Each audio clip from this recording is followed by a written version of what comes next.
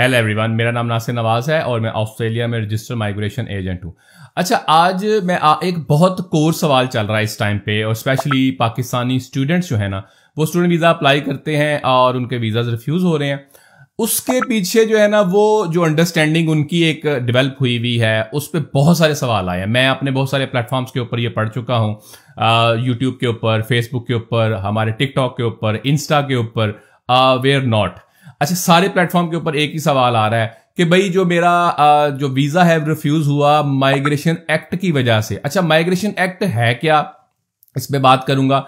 Visas की refusal होने की अभी रीजंस क्या सामने नजर आ रही हैं, इसके ऊपर भी बात करूंगा। ये बड़ा क्रिटिकल टॉपिक है और ये क्रिटिकल टॉपिक हो सकता है बहुत सारे स्टूडेंट्स के ऊपर जो है फिट इन ना आता हो। आप मेरे से डिसएग्री भी कर सकते हैं, जरूरी नहीं आप मेरे से एग्री करें, और आपकी अपनी ओपिनियन भी और अपनी अंडरस्टैंडिंग भी हो सकती है। लेकिन मेरा मकसद ये है इस मौकफ को जो है वो आगे लेके आ सकूं अपनी अंडरस्टैंडिंग के मुताबिक चीजें, और ओवरऑल चल क्या रहा है और जो टेबल की उस साइड की चीजें हैं उसको आपको मैं बता सकूं। आप एज ए एप्लीकेंट देखते हैं, मैं as a registered migration agent देखता हूं, तो इसके ऊपर मैं बात करूंगा।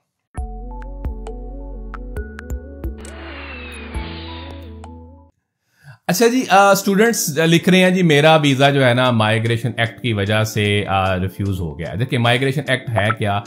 जितने भी इमिग्रेशन के मैटर्स हैं वो माइग्रेशन एक्ट 1958 और माइग्रेशन रेगुलेशन 1998 के तहत होते हैं। माइग्रेशन एक्ट ये है कि आपका वो लॉ है ऑस्ट्रेलिया का जो कि रेगुलेट कर रहा है इन वीजास को। जैसे यहाँ पे देखें, लॉज होते हैं, हर मुल्क के अंदर होते हैं। इंग्लिश कॉमन जो लॉज हैं उन कंट्रीज को जो है रेगुलेट करने के लिए लॉज बनाए जाएंगे उन कंट्रीज को रेगुलेट करने के लिए। जैसे कोई ऑफेंस करने के लिए कि अच्छा ऐसा होगा तो ये ऑफेंस होगा।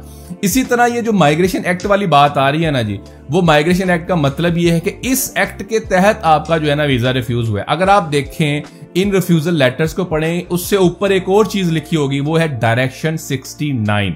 डायरेक्शन 69 है क्या? डायरेक्शन 69 ये है कि एक मिनिस्टेरियल डायरेक्शन है जो कि मिनिस्टर की जानिब से है कि आपने इन पैमानों के ऊपर जांचना है, इन पैमानों के ऊपर असेस करना है जो एप्लीकेंट्स हैं, स्टूडेंट के या दूसरे भी। इसको कहा जाता है GTE, जेन्युइन टेम्पररी एंट्रेंट क्राइटेरियन। अच्छा, अब हो क्या रहा है कि इसके ऊपर ये देखते हैं, फाइनेंशियल एस्पेक्ट देखे जाते हैं या जेन्युइननेस ऑफ द एप्लीकेंट देखी जाती है, तो ये डायरेक्शन 69 से हो रही है। अगर बहुत सारे आप रिफ्यूजल लेटर्स पढ़ें तो उनके ऊपर लिखा हुआ क्या आ रहा है? उसके ऊपर लिखा आ रहा है कि आपके कंट्री की इकोनॉमिक कंडीशन वो ठीक नहीं है जी, तो इस वजह से, या आपको प्रीवियसली ये आता रहा है जी सिविल अनरेस्ट होने की वजह से, या आपका ये लिखा आएगा कि भाई आपके जो है ना जो ज्यादा इंसेंटिव्स हैं ऑस्ट्रेलिया में रह जाएंगे आप और आप वापस नहीं जाएंगे।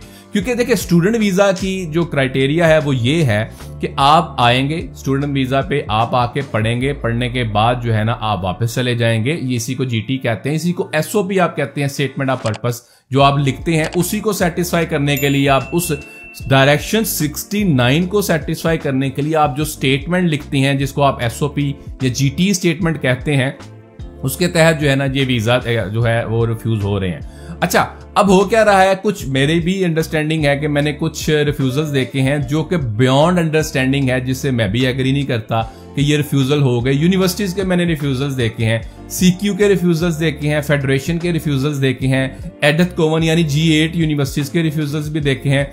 लेकिन अदर वे अराउंड मैंने बहुत सारे, बल्कि पिछले वीक के अंदर ही बहुत सारे डिप्लोमास के ग्रांट्स देखे हैं। बिल्कुल, देखिए, डिप्लोमास के मैंने बहुत सारे ग्रांट्स देखे हैं, यानी कि किसी का ऑटोमोटिव में आ गया, किसी का हॉस्पिटैलिटी में आ गया, हैरान कुन किसी का लीडरशिप मैनेजमेंट में भी आ गया, तो इनके ऊपर भी आए हैं रिफ्यूजल्स, जो ग्रांट्स जो आए हैं।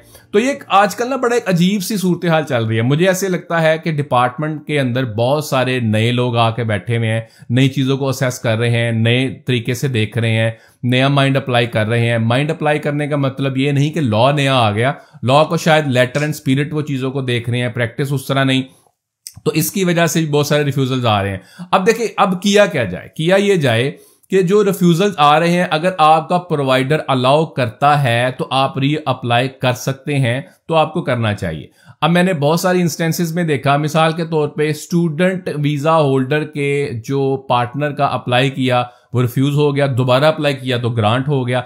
देखें, हमेशा मैं एक बात भी कहता हूं, प्रीवियसली भी मैंने ये बातें की कि आप दोबारा स्टूडेंट वीजा तब अप्लाई करें जब चेंज ऑफ सर्कमस्टेंसेस हो या चीजें जो है ना वो अपडेट हो गई हो।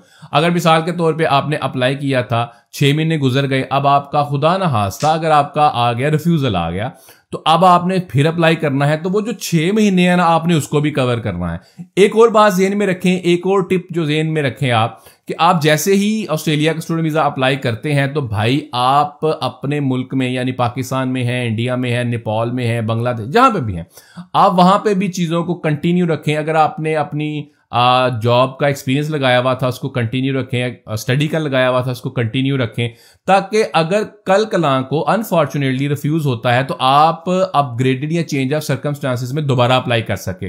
देखिए ये बिल्कुल एक बड़ा डिसहार्टनिंग सा सिचुएशन चल रही है बहुत सारे लोगों के लिए।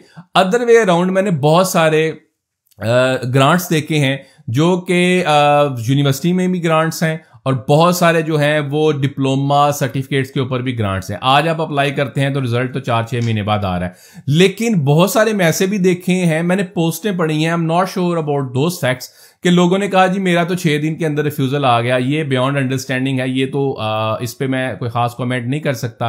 तो ये रिफ्यूजल्स की कुछ वजूहात हैं। रीअप्लाई करने के हवाले से लोग पूछ रहे हैं, उसका भी मैंने जवाब दे दिया। चेंज ऑफ सर्कमस्टेंसेस के साथ करें, कितनी देर के बाद करें, अब लोग ये सवाल पूछेंगे। देखिए अगर आपका प्रोवाइडर अलाउ करता है तो दोबारा अप्लाई कर दें, अगर नहीं करता तो आप 2-4-6 महीने बाद जो है अप्लाई करें, लेकिन अपग्रेडेड या चेंज ऑफ सर्कमस्टांसेस के साथ करें तो आपके वीजे के चांसेस जो हैं वो बेहतर हो सकते हैं। ये कुछ सवाल था बड़ा क्रिटिकल सा, इसको मैंने एड्रेस करने की कोशिश की। आप मेरे से डिसएग्री भी कर सकते हैं। अगर आपको सवाल क्यूरी कमेंट है, आप कमेंट बॉक्स में कमेंट कर सकते हैं। हमें सपोर्ट करने के लिए, हमारे चैनल को सपोर्ट करने के लिए सब्सक्राइब करें। Thank you.